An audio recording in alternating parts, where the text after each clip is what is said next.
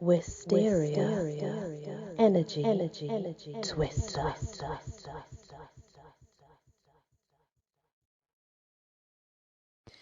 Hello everyone, welcome back to the Legends of Britany. Now we are on the marriage embassy. With a retinue of 15 knights, Tristram sailed to Dublin in a ship richly laden with gifts. Arrived at the Irish capital, he sent magnificent presents to the king, queen and princess, but did not announce the nature of his errand. Hardly as his messengers departed than he was informed that the people of Dublin were panic-stricken at the approach of a terrible dragon. The monster had so affrighted the neighbourhood that the hand of the princess had been offered to anyone who would slay it. Tristram dared his knights to attack the dragon, but one and all declined, so he himself made out to battle. At first, a shock, his lance broke on the monster's impenetrable hide. His horse was slain, and he was forced to continue the fight on foot. At length, despite its fiery breath, he succeeded in slaying the dragon and cut out its tongue as a trophy. But this exuded a subtle poison which deprived him of his senses. Thus overcome, Tristram was discovered by the king's steward, who cut off the dragon's head and returned with it to court, and then demanded, obviously, the hand of Yasonda. But the queen and her daughter were dubious of the man's story, and upon visiting the place where the dragon was slain, they came upon Tristram himself. Their ministrations revived him, and he showed them the dragon's tongue as proof that he had slain the dread beast.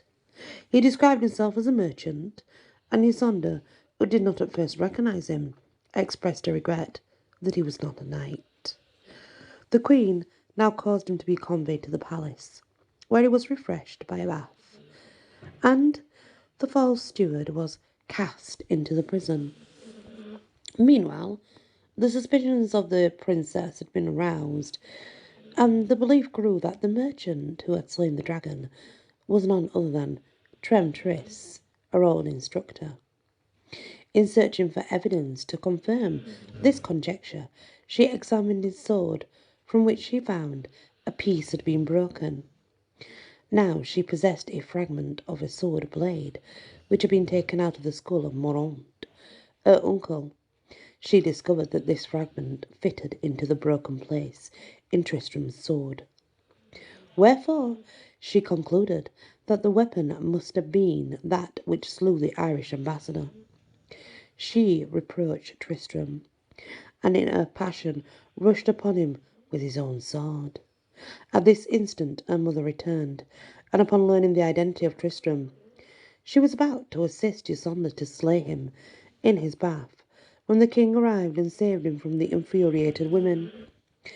Tristram defended himself as having killed Moraunt in fair fight, and smiling upon Yasonda, he told her that she had had many opportunities of slaying him while he was her preceptor, Tris. He then proceeded to make known the object of his embassy. He engaged that his uncle, King Mark, should marry Yasonda, and it was agreed that she should be sent under his escort to Cornwall.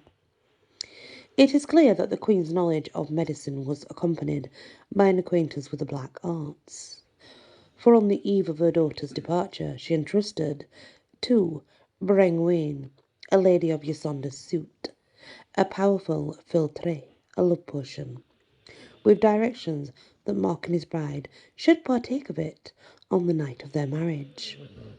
While at sea, the party met with contrary winds, and the mariners were forced to take to their oars. Tristram exerted himself in rowing, and Yasonda, remarking that he seemed much fatigued, called for a drink to refresh him. Brengwain lay a fateful error, presented the cup which held the love potion. Both Tristram and Yasonda unwittingly partook of this, and a favourite dog, Hodain, That many a forestier of fiery mirth had plied his craft before them, licked the cup. The consequence of this mistake was, of course, the awakening of a consuming passion for each other in Tristram and Isolde. A fortnight later, the ship arrived at Cornwall. Isolde was duly wed to King Mark, but her passion for Tristram moved her to induce a pretendant, Brangwain, to take her place on the first night of her nuptials. Afterward, terrified lest Brangwain should disclose a secret in her possession, Isolde hired 2 ruffians to dispatch her. But the damsel's entreaties softened the hearts of the assassins. They spared her life. Subsequently, Isolde repented of her actions, and Brangwain was reinstated in full favour. So I guess what we're going to see is sort of like a love triangle taking place. And at least it's looking that way right now anyway. Some sort of love triangle, and it's to do with Tristram. And as we continue, when we come back, the next part will be called The Minstrel's Boon. So yeah, thank you for listening, and many blessings. Wysteria. Energy. Twister.